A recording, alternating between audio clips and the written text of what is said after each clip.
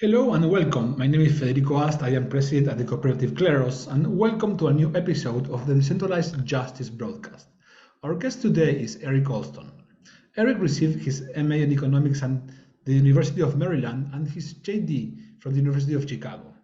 He is a scholar in residence in the Leeds School of Business at the University of Colorado Boulder, and he also serves as a research associate with the Comparative Constitution Project. His research and teaching is centered in the fields of law and economics and institutional analysis, including the design and implementation of constitutions and digital governance models. So welcome, Eric Alston, to this new episode of the Decentralized Justice broadcast. Hello and welcome. My name is Federico Ast. I am president at the Cooperative Kleros. Welcome to a new episode of the Decentralized Justice broadcast. Our guest today is Eric Alston. Eric received his MA in Economics at the University of Maryland and his JD from the University of Chicago. He's a scholar in residence at the Leeds School of Business at the University of Colorado Boulder, and he also serves as a research associate with the Comparative Governance Constitutions Project. And his research and teaching is centered in the fields of law and economics, institutional analysis, including the design and implementation of constitutions and digital governance models. All topics that are really dear to me and that I have researched a lot. So I'm super happy to have Eric here because I read lots of the things he writes. So welcome, Eric. It's a pleasure to have you in the podcast. Thank you. No, I'm excited to be here. It's interesting to see the extent to which constitutional design is a germane topic for sort of novel organizational forms in the digital realm, so to speak. Let's get started. I mean, tell us a bit about your career, how you got, what took you into the type of research and work you are doing now around constitutions and DAOs? Yeah, absolutely. So I did my JD, as you noted, at University of Chicago, and that involved expert technical assistance to constitutional reform processes around the world. And so advising on confidential drafts, suggesting design options as and where they were requested, those kinds of things. And so a very applied hands-on look at how nation states effectively have the many different ways that nation states have coordinated their fundamental governance processes through defining a set of secondary rules. And so that's not blockchain, not even close. So I was working on constitutions as well as economic institutions in an academic context. And some of my economic institutional work is very much focused on how organizations work, how they're designed, why people voluntarily bind themselves to an organization as compared to just contracting on the market. And around, 2017, I'm hearing a lot more furor about blockchain, decide I need to understand it well enough to kind of speak intelligently about it. And I became convinced. I was like, wow, this is a really interesting way to coordinate voluntary activity in the digital realm. And so began, thinking in topics in the area. And naturally, I gravitated to a topic that was near and dear to my own heart, which was that of constitutions. And so my first publication in the area was simply entitled Constitutions and Blockchains, Competitive Governance of Fundamental Rule Sets, arguing that permissionless cryptocurrency networks can be understood as a form of private constitutional ordering. That's pretty unique. It's not to say they're the first private organizations to define a constitution that constrains the sovereign, but boy, did they do it effectively and reliably in a digital context. The argument being the rules of the network, when well specified, constrain the incentives of network validators to act on behalf of a larger constituency, that of ordinary users of a particular permissionless cryptocurrency network. And so I spell out a variety of other sort of implications of understanding these networks as constitutional orders, and I assume we'll probably get into some of that in our ensuing conversation. But then I published a follow-up entitled, Can Permissionless Blockchains Avoid Governance in the Law?, spelling out that one of the governance layers is that of the protocol, which again can be understood as a constitution. That was then followed by blockchain networks as constitutional and competitive polycentric orders.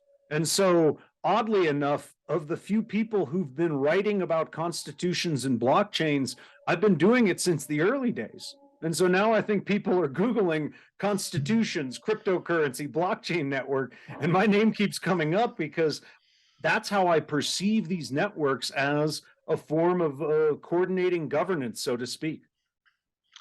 Before getting into DAOs and blockchains, I mean, tell us a bit, how does a constitution building process work in the offline, off chain, government, nation state world? What does this look like? And so it's been quite a few centuries since nation states have been constituting themselves, so to speak. And I don't view the first national constitution as necessarily being that of the United States. That's a heated debate, but let me explain what I mean by that, which is Germany and the UK, they do not have a single document that says this is the important governance document. Herein are all the ultimate rules. Instead, different agreements for major sort of organs of government emerged almost spontaneously, which is the powers that be that were operating in different capacities for both the German and the British governments were effectively, they defined components of their relationship that became sufficiently important over time that they wanted to enshrine it in a sort of a special document. But they didn't think at the time, hey, we need a single document that contains all of this stuff.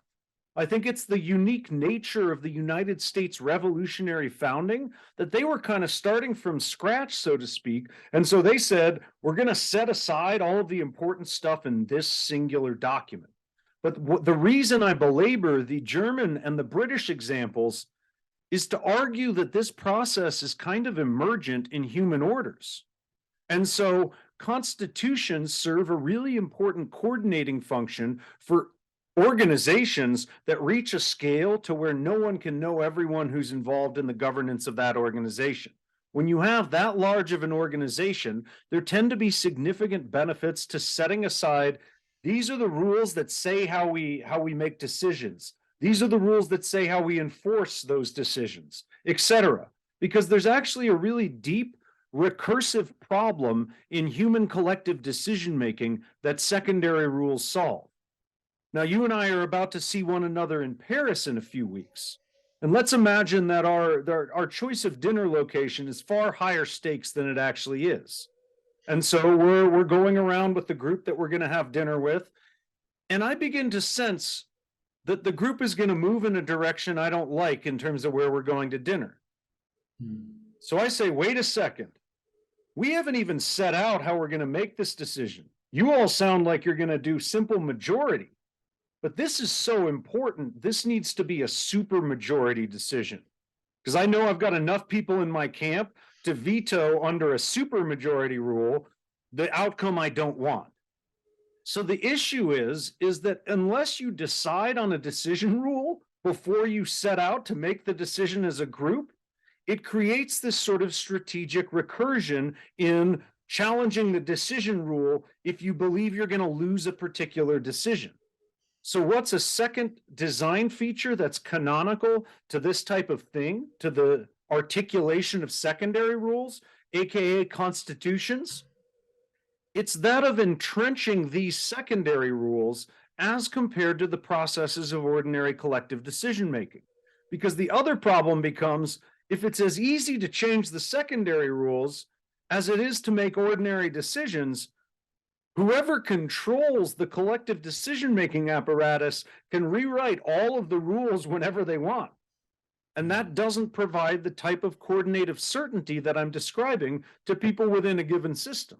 It also runs the risk of sort of the tyranny of the majority writ large, in terms of it becomes winner takes all if the party that takes control of a system can rewrite all of the rules of that system. It means everything is up for grabs in every electoral context. Let me continue with this metaphor of the dinner in Paris. I mean, and ask, why do we even need decision rules? I mean, I don't like your group, where do you want to go for dinner? So let me just pick some of the guys who want to come with me to the place I like, and let's leave everyone, let me split and go to where they want. So do we need a constitution for sticking together or just going our ways? So you're right, actually, at the level of a particular group for dinner, I don't really want to go to dinner with people who are like, before we go to dinner, let us set out a constitution for our evening. That's not my kind of evening, and that's not the kind of evening I'm looking forward to you in Paris with. And so it's more that once you hit a certain scale in a group size, a variety of things change. And so for certain types of things, you may never need to hit that scale. Let people go their own way, let them make their own decisions. I think that's consonant with the principle of subsidiarity. And to the extent that's possible, that's probably more efficient because it doesn't require the costly articulation of a constitutional charter and all the disagreement that can carry with it. But guess what? To produce certain things, it requires a certain scale of people. And once you bring enough people on board to a given shared project, there's going to be differences in vision about what the project is about, how it should proceed, and there's going to be different underlying interests within the system that don't always agree with one another.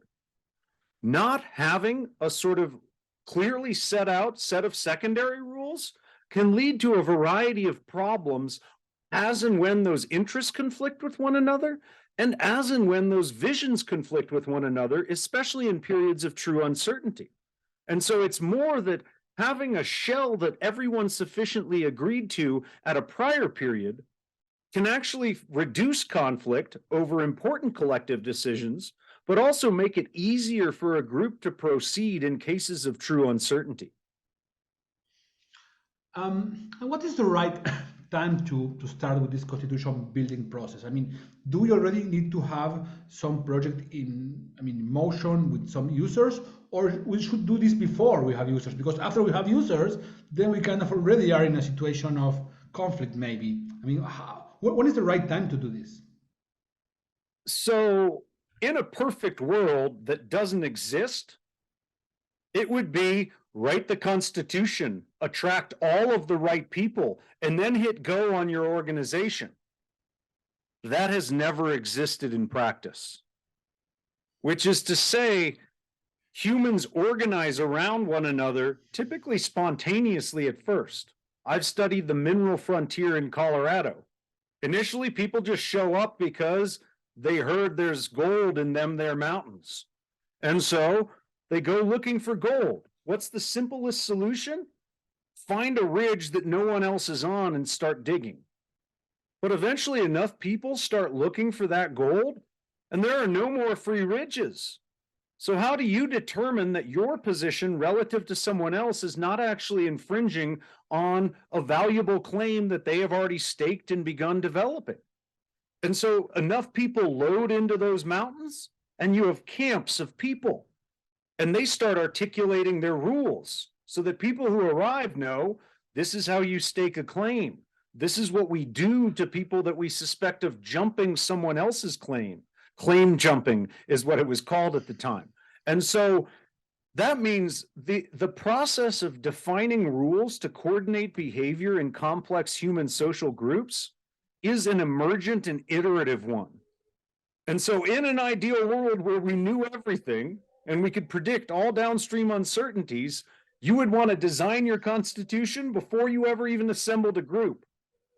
The problem being is these things are dynamic, and as importantly, their legitimacy hinges on people believing that the governing document represents them in a true and faithful sense. How are you going to say that a document that was drafted before anyone arrived for a particular group is representative of them because the group was a null set at the time of its drafting?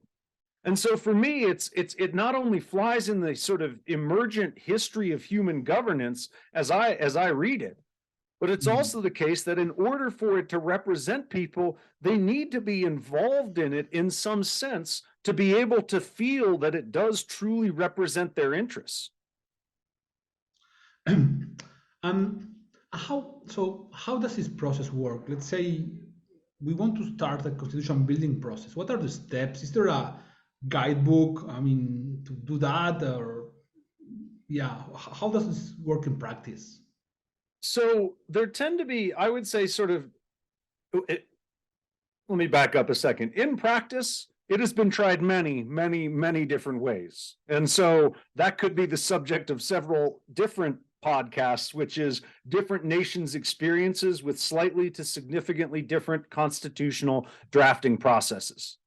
But it tends to involve kind of two key groups: experts and those the Constitution is representing. To me, at its heart, you don't want every last individual just taking a whack at drafting constitutions if they've never read a single constitution, let alone studied them extensively. I've studied them extensively, and I still don't pretend to know every last aspect of constitutional design, because that would come close to claiming you understand every last aspect of human behavior. And if anyone claims that to you, you should run the other way, because we are complex and hard to predict creatures. And so for that very reason, there's a deep role for expertise. Notwithstanding that, there is an even deeper role for the individuals for whom a constitution is meant to represent their fundamental governance preferences. You might take that to mean everyone should be involved in drafting. That doesn't happen in practice. For one thing, it's pretty costly to demand an output from every citizen of a nation of millions, when you might be able to obtain their input through a more strategic series of processes. But those processes, as I've noted, tend to involve expertise as well as public input by those who are called constituents of a given constitution. Sometimes it can start with a public consultation process. Other times it starts with the experts generating a draft and then soliciting public feedback. But those tend to be the two ways. In either case, your first phase should ideally result in some measure of draft or overarching design principles. And then you either seek feedback from experts to, flesh out the principles that were defined by the public in a public consultation process, or vice versa, where you get consultation from the public on a draft generated by experts. But at the end of the day, it's meant to sort of marry the two needs. One is a relatively technical understanding of the type of thing that properly resides in a constitution and the type of functions that a constitution is meant to achieve, given the animating purpose of the organization being governed by that constitution. It's not clear to me that every DAO needs a Bill of Rights to cover, say, the rights of the incarcerated. I hope most DAOs are not putting people in prison as a function of the commitments that they are voluntarily coordinating. And so that's meant to make the point that, it is a very context-specific document that should be weighed in light of that context. And the experts need to understand that context well enough, as well as the general menu of design options that exist available to choose from. So no rights for the incarcerated, but perhaps economic rights are very important for certain blockchain communities. Let me push back here a bit. In the traditional world of constitutions, the Federalists, 18th century, obviously people were not in position to contribute because, distances and stuff. But in the world of DAOs, everyone could potentially be involved through online governance or online voting. The question is, what is the same and what changed from the world of traditional constitutions to the world of DAO constitutions? So the first big difference is DAOs, by and large, are private organizations. They are not claiming to be the final government with sovereign authority over everyone in a particular geographic jurisdiction. That has deep structural implications for the nature of their governance, which is to say, at a minimum, many people can exit DAOs at much lower cost than that of moving from their country of residence and declaring citizenship in another country. I've never changed citizenship. I know some people who have, and that is neither a simple nor a cheap process. And so the fact that exit costs are low, I view as actually an important advantage for these communities, because it means they don't need to think through every last detail of every member's preferences and actions within the system, because sometimes it's more representative simply to effectively, allow people to exit when a sufficiently important decision has been made that goes one way that cuts against the preferences of others. So the first big distinction I draw between public constitutions, that governing a nation, the constitution that everyone's heard of, and is that of a public government and a private organization. But there's more. DAOs are digital organizations. They live online. They coordinate people's activity using a network, so to speak. That means their rules have a level of finality in many instances, although not all, that are very attractive. And so this is why I understand the blockchain itself to be a set of secondary rules. They're entrenched, they execute finally, and they constrain the exercise of sovereign authority, that of the validators, as against a larger class of participants on the network. And so in that sense, the definitional characteristic I'm spelling out here is that of their transparency and finality. That is not unique to blockchain networks. What is unique to blockchain networks is that they are distributedly governed. We could have an interesting discussion about what is the right level of decentralization. Perfect decentralization rarely exists in practice for a variety of reasons, but nonetheless, there is not a centralized, unchecked concentration of authority in blockchain networks if they're sufficiently permissionless.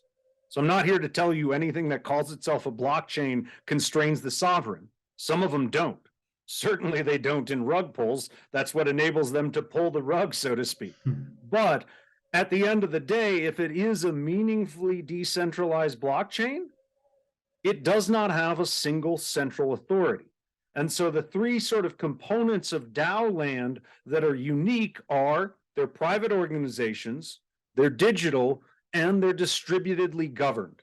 Those three things are kind of definitional characteristics that I think are really important to understand before thinking about what is an appropriate set of secondary rules, aka a constitution, to better define the governance processes of this given permissionless blockchain network.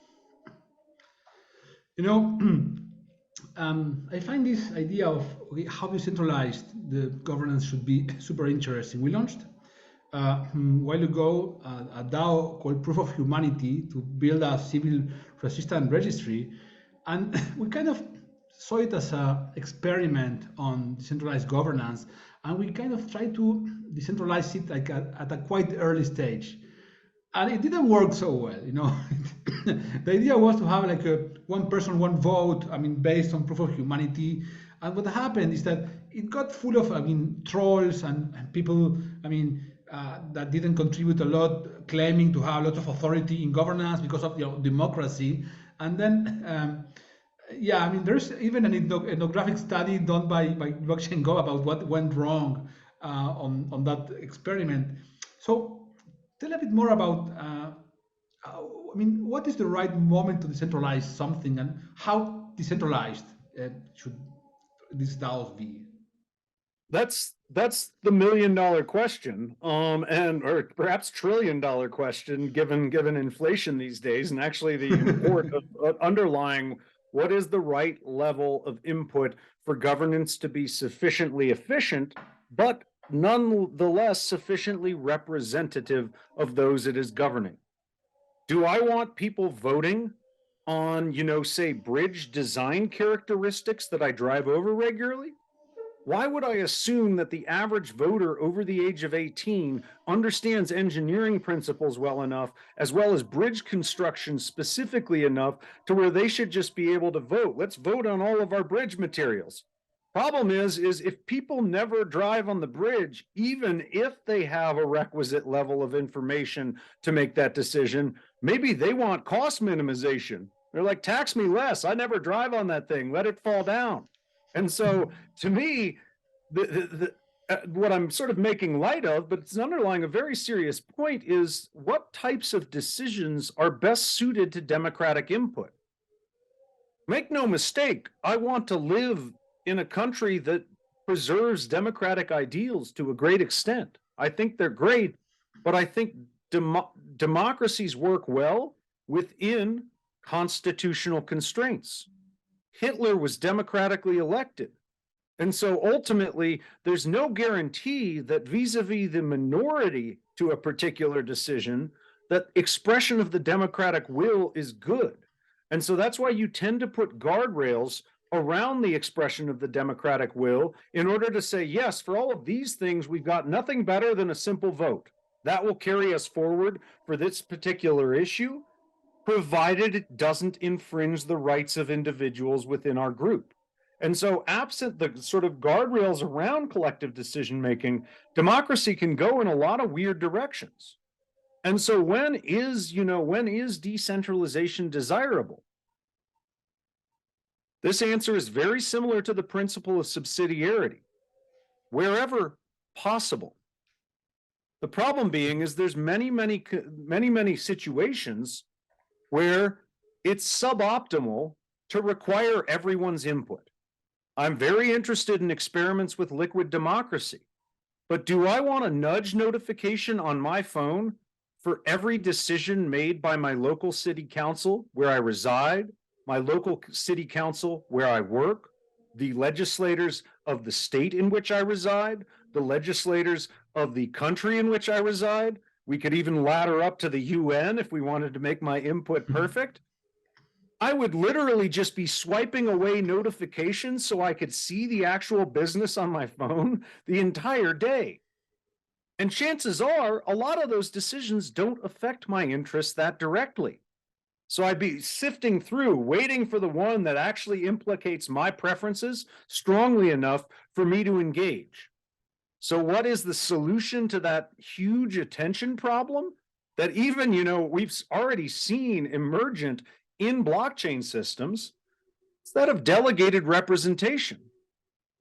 It's more efficient to vote on someone who then goes and hopefully represents your interests within that larger set of decisions, in part because they're simultaneously representing the pork farmers in the county, the academics in the county.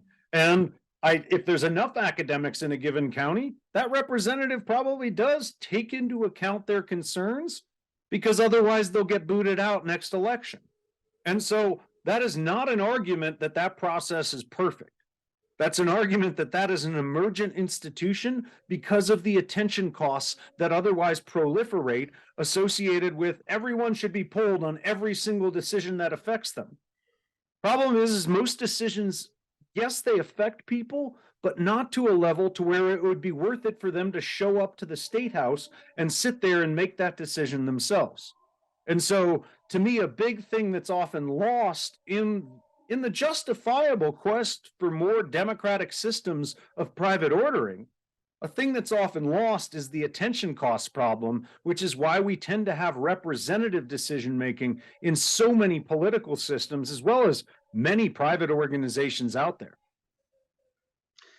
And how does this compare, this idea of participatory governance, compare with another idea actually we discussed the Harvard conference a few weeks ago of, a market for dictators. You have different options of dictators, and then you don't have to get involved that much. You just join the organization where you feel more comfortable or you like more, whatever.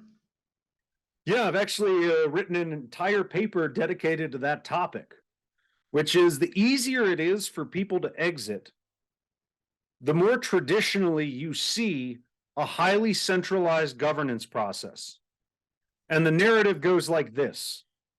If I can at almost no cost, choose another organization that's doing something almost identical to one I'm considering leaving, and everyone in that organization has a similar outside option. How unconstrained is the dictator of that organization? They're considering what to do next. They think, oh, I could do this thing that maximizes my, rents, my power, you name what the dictator wants, but it'll disenfranchise many people in my group. And they think through and they say, oh, but all of those people for $3 can jump to this other organization. Well, then all the dictator can claim in terms of rents is, the equivalent of up to $3 times the number of individuals within that group. Even if what's technically on the table is a much, much larger pie, if they raid that pie, everyone leaves and they can no longer produce what everyone is there to do. And so in practice, historically, until the advent of the digital age at a minimum, the benefits of highly centralized decision making within a context where people can exit at sufficiently low cost have tended to predominate, which is how long did it take the Ethereum network to respond fully to the proof of stake or to the DAO hack that led to the emergence of proof of stake? It took quite a while. Would it have taken a corporation that long to make a decision about such a large and public hack? It probably would have been overnight. And so the problem with highly decentralized decision making, in addition to being costly of everyone's attention, it takes longer. How legitimate would a vote be perceived if it was, you have 1 hour this evening to make this vote?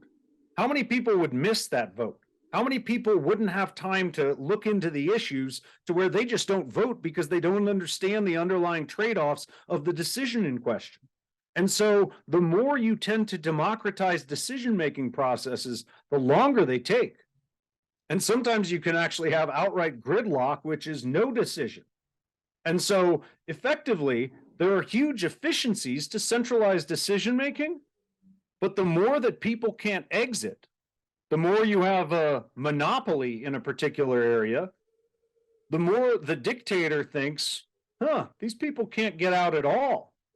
How much of this pie can I grab? And so the more competition an organization faces tends to be consonant with lower exit costs for that organization's members. They can go work somewhere else. They can go contribute somewhere else. They can go find a different place of worship, so to speak. This analysis is general across all human organizations. The lower those exit costs, the less you might need much more democratized decision-making, so to speak. But the higher the exit costs, the greater the benefits to creating constraints on the process of collective decision-making, as well as constitutional guarantees for the rights of individuals within that system. So in a world of, imaginary world of, zero cost to exit any organization, everything would be centralized in the governance? That's a deep question. The reason I said prior to the digital age as a qualifier in my last statement was, I think technology has changed the calculus of certain things. Because I was arguing democratic decision-making is more costly. I would still stand by that, but it's become much less costly now than it was, 100 years ago.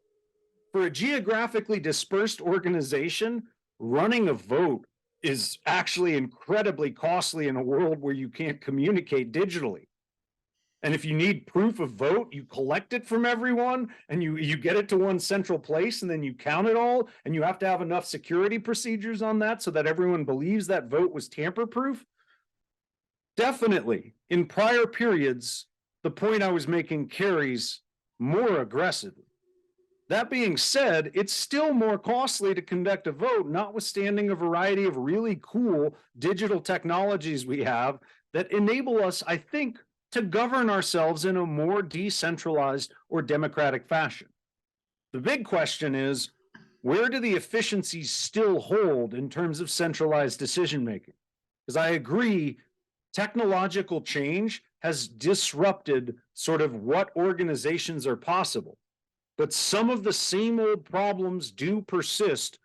I would argue that attention costs is one of them, which is, yes, I could get a push notification for every single legislative thing facing me. That technology, we're there.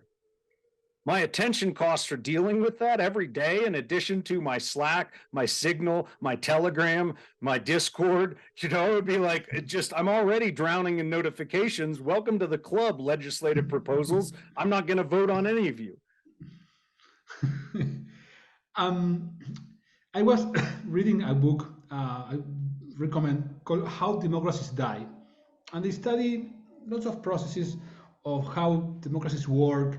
And one of the points they make is that, so about the US. So we already discussed how formal institutions are made, the separation of powers, etc., the design of institutions. But what they say in this book is that that's not enough for governance organization to work. You also need another thing that are informal norms of respect, informal norms of of how to disagree, how to agree to disagree.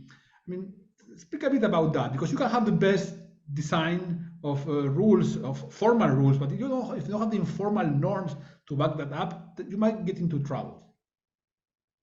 Yeah, and the sort of overarching bucket, I would place the type of norms regarding governance, regarding disagreement with your opposition within a complex human system. I would place a lot of that into the bucket of legitimacy. And legitimacy is something actually that the blockchain gov folks know a lot about, probably more than I do. But at the end of the day, the shorthand for legitimacy that I use is a sort of litmus test.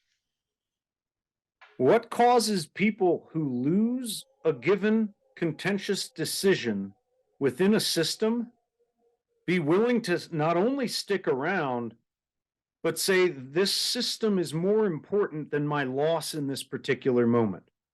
To me, that's kind of the crux of legitimacy, which is we contested over this group decision. I lost. And it's not to say I'm now smiling because I lost the outcome. I will still regret losing the outcome, but in systems that enjoy a high degree of legitimacy, people aren't saying, I can't wait to leave. Or this is more to the point in terms of characterization of modern democracies that are displaying some level of backsliding, including the United States. It can convert into, this is why it's so important that we seize the reins of power next election. And so the more you're in a winner takes all environment where I'm going to take what I can out of this system the moment we gain control, to me, that's a system that is not doing well, because people's incentives have instead converted to pure individual rent seeking. They have their group, they have their team within the system. And whenever that team doesn't win, it's all losses to them. And so this creates cyclicality. This definitely is at the seeds of sort of increasing political division between groups. Because in my mind, legitimacy is most important because it means, notwithstanding considerable uncertainty in the future, people believe the system will treat them fairly in those unknown future decisions that will definitely implicate their interests at some point. And so they're around not only because they're sitting there and saying, this is my expected stream of benefits from this system today, tomorrow, and into the future. If that is the only element of their calculus, those types of systems produce so much less than public governments that enjoy legitimacy from the eyes of their citizens. People can make the mistake of believing that legitimacy is binary. You're either illegitimate or legitimate. To me, it's a continuum, and you want more and more of it, even though there will always be some people who are sufficiently dissatisfied with any public governance system to call it illegitimate. But if enough people are there because they're like, no, this whole system, it kind of has everyone's back. Even if I don't win every decision, it'll be there considering my interests in the future. That's really important because otherwise, literally everyone's calculus at the table is in the next click of the wheel. Which rents can I extract? And so for me, the more a system loses legitimacy, the more it becomes one of pure rent seeking, where people are just there to take what the system promises to them in an expectation sense. Trust that those systems just produce far less than the ones where people are like, yeah, I'm here for self-interested reasons, as well as a general belief in this broader enterprise that we're all engaged in. And so the more legitimacy withers, the more it collapses to a very much almost zero-sum sort of rent-seeking calculus. You know, there is quite a famous book by, I think he's an anthropologist or sociologist called Edward Banfield, who went to live to Italy in the 1950s and went to the south of Italy to a town near, not Napoli, but something like that. And he writes this book called The Moral Basis of a Backward Society. And it's about how people, they don't trust society. They just trust their family, the immediate person they know, and try to, get what they can from the rest of the community. So because they will assume that the rest will do the same. And so this creates, a kind of game theory situation where everyone tries to cheat on the others, right? So because of the lack of... Exactly. Yeah. And imagine a world where intertemporal economic commitments were impossible. Where it's like, if you want me to do something, you pay me up front. The problem is if the other person doesn't trust you, they're like, so I have to sit here after I paid you and actually make sure you're doing the thing I paid you for? Like, the essence of economic activity is that of intertemporal exchange. I'm in a world where I'm betting my retirement in a diversified way across more people than I could ever know personally. How did we get there? It's because I believe in intertemporal commitments between people I haven't met because of the institutional fabric that I enjoy. And so it's not to claim the system I live in is perfect. People can take that kind of argument and think, so there's nothing wrong. Of course, there's room for improvement. But there are many societies, like the study you were describing, where that type of commitment is fundamentally impossible. What does that mean? Just far lower levels of economic activity, far lower levels of interpersonal activity that otherwise would be facilitated. And some people can take my focus on the economic as being, he's just a cold-hearted finance scholar. I am rostered in finance, so I'll own the finance label. But to me, more surplus left over to my efforts, I'm taking care of my wife and daughter better. I'm more present in those times of celebration with my friends, us at dinner in Paris. And so I want more economic surplus, because more economic surplus means more people pursuing their many, many passions and their many, many meaningful relationships. And so for me, absent that background level of trust, it's just like a step change reduction in the order of magnitude of output that a given system is capable of achieving. Eric, one last question. What books, movies, or other materials would you recommend to people who are looking to learn more on these topics? Ooh, that's a good one.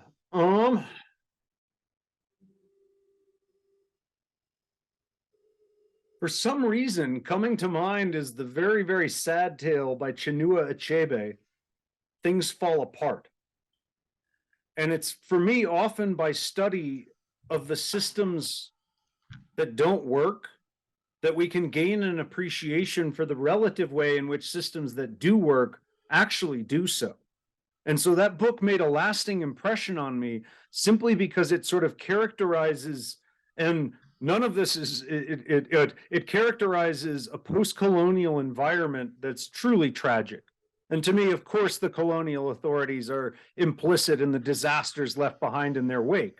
But it's just depicting in a way what happens when governance breaks down on a fundamental level, just the level to which pursuing human meaning within one's own life becomes so much harder, and someone is so much more subject to tragedy.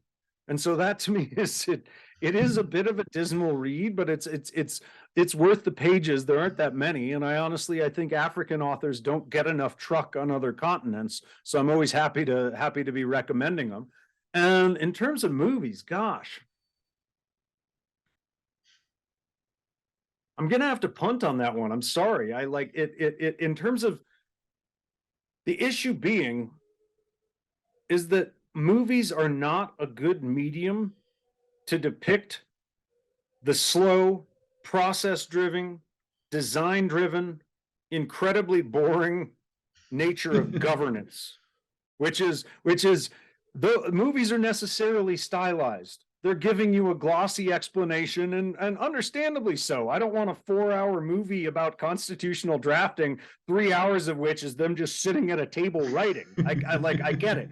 But the problem is it can lead to an overly stylized representation of the systems that govern us, which is, it's all just heroes and villains. And, every decision is one that's clearly in the moment, the most important one. And like a lot of the decisions that are important don't become revealed as important until after the fact. And on a lot of the structural decisions for human organizations, there are no heroes and villains.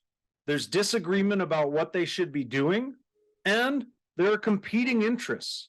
But those interests can compete in good faith. Is part of one of the points I really try to land when discussing governance, which is, imagine you're a CEO and you have a limited budget, and you've hired a highly talented person for your marketing department and a highly talented person for your R&D department as the heads of each of those departments. Shouldn't each of them be arguing for more money from you because of the awesome things that they're going to go do with it? If your budget is limited, you eventually have to tell one of them no. That's not a story of bad faith and one person being good and one person being bad. It's just that each of them believes in their respective missions within that organization. And the essence of governance is figuring out where to cut. And so for me, necessarily conflict will emerge in these organizations, and it doesn't have to be a story of the bad guy and the good guy. I'm just going to make more recommendation myself, and also to you. There is this book I'm reading now called "The Gun, the Ship, and the Pen," that is about the constitutional building processes that start in the 18th century and how this happened, of course, in the US, but also in Russia. The Tsars also developed the constitution, in Germany, France, Revolution, England, and all of these discussions about whether they have or not a constitution and the Magna Carta and stuff. So super fascinating topic. There's lots to learn from history, and lots of learnings to do about how to build constitution for DAOs. So Eric Alston, thank you very much for being in our podcast, and see you around. Thank you so much. This was loads of fun. So this was Justice Broadcast. Our guest today was Eric Alston, and see you in the next episode. Bye bye.